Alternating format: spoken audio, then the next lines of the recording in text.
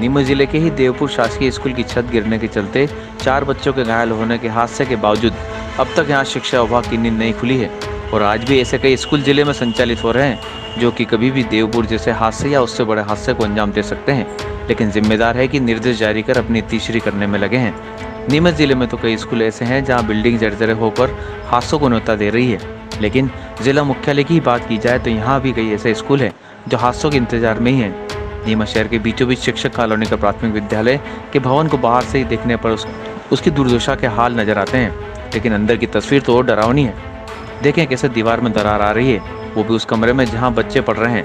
यहाँ तक कि ब्लैक बोर्ड तक में दरार यहाँ दिखाई दे रही है। ऐसे ही कुछ हाल नीमच सिटी के स्कूल के हैं। यहाँ पर भी स्कूल की छत का प्लास्टर जगह जगह से गिर रहा है। भवन भी बाहर से जर्जर हालत में है। यहाँ स्कूल वालों ने रिपेयरिंग भी करवाई, लेकिन फिर भी प्लास्टर गिरना बंद नहीं हो रहा है। ऐसे ही हाल अम्बेडकर बस्ती के स्कूल के हैं, जहाँ पर दीवारों और बीम में तक दरारें आ रही हैं और बच्चे उसी की छत के नीचे पढ़ने को मजबूर हैं। ऐसे में बच्चे दहशत के साए में पढ़ने को मजबूर हैं, लेकिन जिम्मेदार है कि अपनी औपचारिकता निभाने में लगे हैं। देखो ये दीवार भी तरह करी, पहले भी एक हादसा हुआ, हमारा ऊपर नहीं हुआ। ऐसे दीवाले वाले पलस्तर नहीं गिर गया पानी से। पानी भी क्या चूता है? क्लासों में क्या होता है? किस तरीके से पानी? हाँ पहले कराया था पूरे क्लास पे और वापिस चलने लग गए। जी क्या कराया था? ये प्लास्टर कराया था। क्या? पहले भी एक हादसा हुआ सिंगोली में, हमारा ऊपर नहीं हुआ।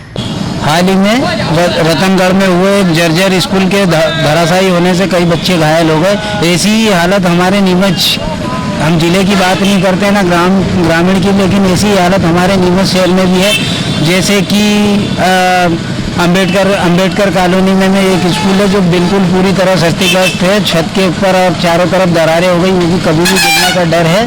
और ऐसी कई स्कूलें नीमच में अन्य जगह और भी है, जैसे नंबर 2 मिडिल स्कूल, और भी कई ऐसी प्राइवेट भी है, शासकीय स्कूल भी ऐसी है जो कि कई तरह से क्षतिग्रस्त और किसी भी मतलब बारिश का मौसम है और इस तरीके से कभी भी गिरने या कोई भी हादसा होने की आशंका रहती है, जिससे क्या है कि छोटे छोटे बच्चों को किसी भी प्रकार की दुर्घटना होने का डर रहता है। ये इसकी कई बार शिकायत जिला शिक्षा अधिकारी और अन्य विभागों में भी की गई है, लेकिन आज तक इन शिकायतों पर कोई तवज्जो नहीं दिया गया है, ध्यान ही नहीं दिया गया और ना ही कोई कार्रवाई प्रशासन के द्वारा। घटना को देखते हुए तो हमें भी जो है मतलब काफ़ी डर सा लगने लगा है कि हमारे बच्चों को की जो सुरक्षा को लेकर के हम बहुत चिंतित हैं और ये उम्मीद करते हैं कि जो हमारे इस संबंध में जो अधिकारी हैं वो जल्द से जल्द इस समस्या का समाधान करें, ताकि हमारा ये डर खत्म हो जाए और बच्चे निश्चिंत होकर पढ़ाई कर सकें। घंटे के अंदर ये जो आप देखें हैं यहाँ पर ये जो दरार है और ये जो भीम है, इसके अंदर भी दरार आई हुई है।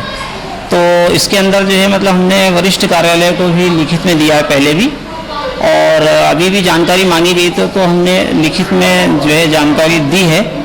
और हमारे विभाग से भी जो है इंजीनियर आकर के देख करके गए हैं। उन्होंने कहा है कि बहुत जल्द इस समस्या का समाधान किया जाए। दीवार में दरार होने के कारण दयनीय है और विभाग से जो हमने कहा था तो वहाँ के इंजीनियर जो आके देख के गए, उन्होंने ये आश्वासन दिया है कि बहुत जल्द जो है आपकी समस्या का समाधान कर दिया। इसके लिए हमने अप्रैल माह में भी शिक्षकों प्राचार्यों की संकुल प्राचार्यों की बैठक लेकर के उनको अवगत करवा दिया था।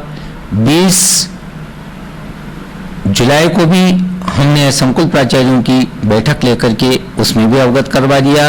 हमने पत्र जारी करके समस्त संकुल प्राचार्यों से आग्रह किया कि अपने संकुल अंतर्गत आने वाले कोई भी ऐसा विद्यालय नहीं हो जिसमें जो क्षतिग्रस्त हो या जर्जर हो रहा हो, उनको निर्देशित करना है कि वे अपने बच्चों को यहाँ न बिठाएं। बराबर ऐसे विद्यालय कुछ थे, उनको हमने पहले ही वहाँ बैठने के लिए मना कर दिया था और उनसे जानकारी भी प्राप्त की है कि ऐसे विद्यालय जो है वो आप हमें अवगत करवाएं और उन विद्यालयों के लिए वैकल्पिक व्यवस्था की गई है।